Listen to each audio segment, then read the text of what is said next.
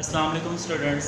अच्छा बच्चे, जैसा कि आप लोग को पता है कि लास्ट टाइम हमने देखा था कि GW बेसिक लैंग्वेज क्या है, ठीक है, और उसके अंदर हम अपनी कोडिंग जो है वो किस तरह से करते हैं। दो मोड्स आपने पढ़े थे, एक आपके पास डायरेक्ट मोड था और एक आपके पास इनडायरेक्ट मोड था, ठीक है जी, जिसके थ्रू हम अपना प्रोग्राम जो है वो अपनी GW बेसिक की जो स्क्रीन के ऊपर लिखते हैं। तो आज हम पढ़ने जा रहे हैं writing and saving the program in GW basic.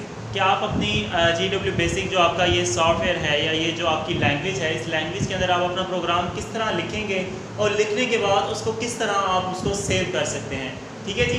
Last time भी आप लोगों ने देखा था। सबसे पहले तो आपके पास आपको पता होना चाहिए जो यहाँ पे मैंने वर्ड लिखा हुआ है इंटीग्रेटेड डेवलपमेंट एनवायरनमेंट। बेसिकली ये क्या है, अक्सर शॉर्ट क्वेश्चन में ये चीज़ पूछी जा सकती है कि what is IDE, what is IDE stands for, कि IDE स्टैंड्स फॉर क्या है, इसका मतलब है इंटीग्रेटेड डेवलपमेंट एनवायरनमेंट। और आपकी बुक के जो टॉप पे पेज नंबर 27 पे इसकी जो यहाँ पे डेफिनेशन लिखी हुई है, इसको देख लें पेज नंबर 27 पे। GW Basic provides an editor to write the programs. It is a complete environment for writing programs known as integrated development environment. कि आपका जो GW Basic है वो आपको एक एडिटर प्रोवाइड करता है और ये आपके पास एक कंप्लीट इन्वायरमेंट प्रोवाइड करता है किसी भी प्रोग्राम को राइट करने के लिए या एग्जीक्यूट करवाने के लिए, ठीक है जी। क्लियर हो गई बात। तो ये आपके पास जो इन्वायरमेंट है ये क्या कहलाता है, आपका IDE कहलाता है, यानी इंटीग्रेटेड डेवलपमेंट एनवायरनमेंट कहलाता है, ठीक है जी। तो ये अक्सर शॉर्ट क्वेश्चन में पूछा जाता है ये क्वेश्चन, तो ये आप लोगों ने इसको गौर से जो है समझ लेना है। उसके बाद हम आगे जाते हैं जी राइटिंग दी प्रोग्राम। के प्रोग्राम को हम राइट किस तरह करें। लास्ट टाइम जब आपने इनडायरेक्ट मोड पढ़ा था तो उसमें आपने एक देखा था कि हमने किस तरह से प्रोग्राम को राइट किया था। बेसिकली प्रोग्राम को किस तरह हमें राइट करना है, सबसे पहले आपने उसका लाइन नंबर लिखना होता है, ठीक है जी, और उसके बाद अपनी स्टेटमेंट लिखनी होती है। जैसे कि लास्ट पे जो हमने एग्जांपल ली थी उसमें कुछ इस तरह से लिखा हुआ था 10x is equal to, for example 10 मैंने वैल्यू ले ली, 20 y इज इक्वल टू 50 ले लिया, ठीक है जी, 30 c is equal to x plus y and 40 print c। Clear हो गई बात। तो इसमें ये क्या है, आपके पास ये सारे क्या है, लाइन नंबर्स हैं, ये सारे क्या हैं, लाइन नंबर्स हैं। ये यहाँ पे ये जो आपको नजर आ रहे हैं ये सारे लाइन नंबर्स हैं और ये आपके पास सारी क्या है, स्टेटमेंट्स हैं जो एक प्रोग्राम के अंदर आपने एग्जीक्यूट करवानी है, ठीक है जी। तो क्लियर हो गई बात। तो आपके आपने अपना प्रोग्राम जो है चाहे जितना भी बड़ा प्रोग्राम हो उसको किस तरह राइट करना है, इसी तरह आपने सबसे पहले लाइन नंबर देना है और साथ जो स्टेटमेंट आप एग्जीक्यूट करवाना चाहते हैं वो स्टेटमेंट आप उसके साथ जो है वो लिख सकते हैं। क्लियर हो गई बात। ये आपके पास आपके बुक के अंदर जो लिखा हुआ भी है यहाँ पे, a program is a file contains specific instruction for the computer syntax writing different statement in GW Basic as follows। वही आपके पास जो लाइन नंबर, अब देखिए line number, it indicate the line number, it can be any digit between 0 and 65,529, ठीक है जी, इनमें से कोई भी डिजिट जो है ये हो सकता है। It indicates the statement, statement आपके पास क्या करती है, जो आपने स्टेटमेंट एग्जीक्यूट करवानी है उसको जो है आपके पास शो करवाती है। क्लियर होगी बात। के नीचे दो तीन लाइनें लिखी हुई हैं, इसको देख लेते हैं। E statement in GW basic starts with a specific line number, one line में contain 2 or more statements, in this case E statement is separated by colon, ठीक है जी। यानी अगर आपके पास एक ही लाइन के अंदर आप 2 स्टेटमेंट्स लिखना चाहते हैं तो उनको आप कॉलन से भी डिवाइड कर सकते हैं। फॉर एग्जाम्पल आप चाहते हैं कि आपका ये जो 4 लाइन्स का प्रोग्राम बन गया इसको मैं जो है 3 लाइन्स में जो है वो कर लूँ, ठीक है जी। तो वो आप किस तरह कर सकते हैं वो मैं आपको बता देता हूँ।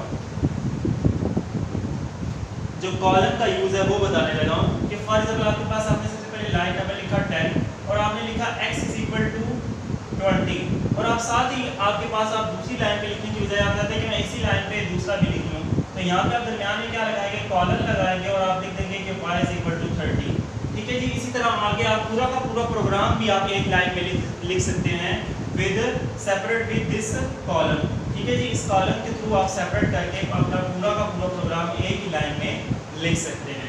उसके बाद वो क्या कह रहा है, however a line can not have more than 255 characters.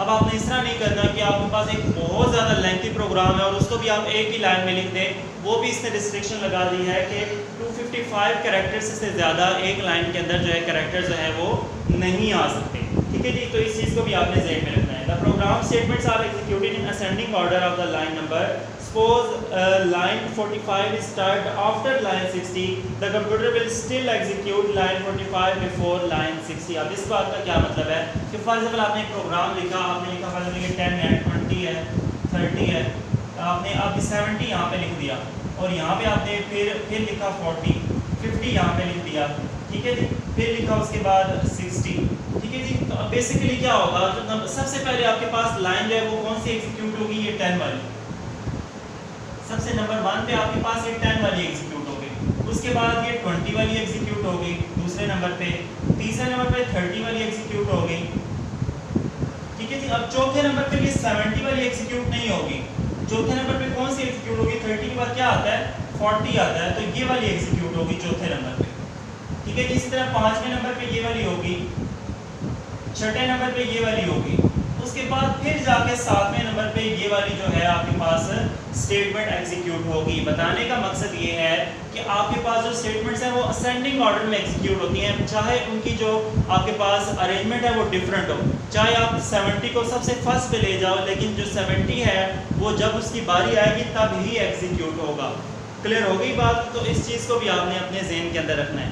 उसके बाद हम आ जाते हैं जी सेविंग का प्रोग्राम। किसी भी प्रोग्राम को सेव करने के लिए आपके पास जो इसने मेथड बताया, सबसे पहले आप उसको F4 का बटन दबा के भी सेव कर सकते हैं, या फिर अगर आप सेव के कमांड को यूज़ करना चाहते हैं तो उसके थ्रू भी आप उसको सेव कर सकते हैं। अगर सेव का कमांड आपने यूज़ करना है, और अगर आप F4 दबाते हैं तो वो आपसे फिर पूछते हैं कि आप क्या नेम रखना चाहते हैं। अगर आप सेव का कमांड यूज़ करते हैं तो आप यहीं पे अपना नेम दे देते हैं कि सेव टेस्ट डॉट ps, ये इन्वर्टेड कॉमास ये होते हैं, ये जो आपको नजर आ रहे हैं ये आपके पास क्या है, इन्वर्टेड कॉमास है। उन इन्वर्टेड कॉमास के अंदर आप उस फाइल का नेम लिख देंगे जिस फाइल के नेम के साथ आप उस फाइल को सेव करना चाहते हैं, ठीक है जी। आपकी बुक में इसकी एग्जांपल भी दी हुई है, मैं इसको थोड़ा रीड आउट भी कर लेता हूँ, कोई पॉइंट हमारा रह ना गया हो। Saving a program, a process of storing a program on a disk for a future use is called saving a program. The following procedure is used to save a program. ये वही वाले 2 point लिखे हुए हैं। The complete path is started with the file name and save the program to specific location. The file is saved in the current directory if the path is not specified. यहाँ पे वो ये बात कर रहा है कि अगर आप ये चाहते हैं कि आपकी जो फाइल है वो फलां डिस्क में जाके, मतलब जैसे कि हार्ड डिस्क को 4 पार्ट्स में डिवाइड किया जाता है, जिसमें आपके पास एक C ड्राइव होती है, एक D ड्राइव होती है और इसके अलावा E ड्राइव होती है, ठीक है जी। तो ये ड्राइव्स में आप ये चाहते हैं कि फ़लाँ ड्राइव में फ़लाँ फोल्डर के अंदर फ़लाँ फाइल जो है वो सेव कर दी जाए, ठीक है जी। तो ये एक पाथ आप उसको दे देते हैं। अगर आप ये पाथ नहीं देते, जो आपको उसको करंट जो आपके पास फाइल जो नज़र आती है वो उसी के अंदर उसको जो है वो शो करवा देता है, ठीक है जी। क्लियर हो गई बात? तो आज के लिए इतना ही। इस टॉपिक में अगर कोई भी आपको कन्फ्यूजन हो तो आप मुझसे टेक्स्ट करके जो है या इनबॉक्स में वॉइस मैसेज करके पूछ सकते हैं, या फिर आप जब लेक्चर नोट कर रहे होते हैं तो उसके ड्यूरिंग जो आपकी क्यूरीज होती हैं उसको अपनी नोटबुक पे लिख लिया करें और मुझसे लाजमी डिस्कस किया करें। बार बार मैं आपको कहता हूँ, ठीक है जी। तो ये चीज़ें आप डिस्कस करेंगे तो आगे जाके आपको मुश्किल नहीं होगी, लेकिन अगर आप इसको इग्नोर करेंगे तो आगे जाके लिए आपके लिए ये बहुत ज़्यादा मुश्किल हो जाएगा, ठीक है जी। ओके, अल्लाह हाफ़िज़।